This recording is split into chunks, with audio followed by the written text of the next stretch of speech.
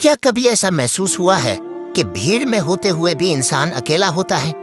لوگ آس پاس ہوتے ہیں لیکن دل کی بات سمجھنے والا کوئی نہیں ہوتا۔ دل بھرا ہوتا ہے مگر سننے والا کوئی نہیں ہوتا۔ یہ وہ وقت ہوتا ہے جب اللہ انسان کو دنیا سے تھوڑا الگ کر دیتا ہے۔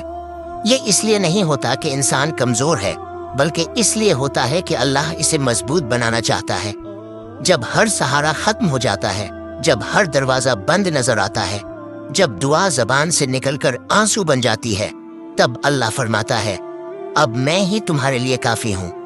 اکیلا ہونا کوئی سزا نہیں، یہ ایک تربیت ہوتی ہے۔ اسی تنہائی میں انسان خود کو بھی پہچانتا ہے اور اپنے رب کو بھی۔ جو لوگ چلے گئے وہ تمہاری ضرورت نہیں تھے، اور جو ساتھ رہ گئے وہ اللہ کا انعام تھے۔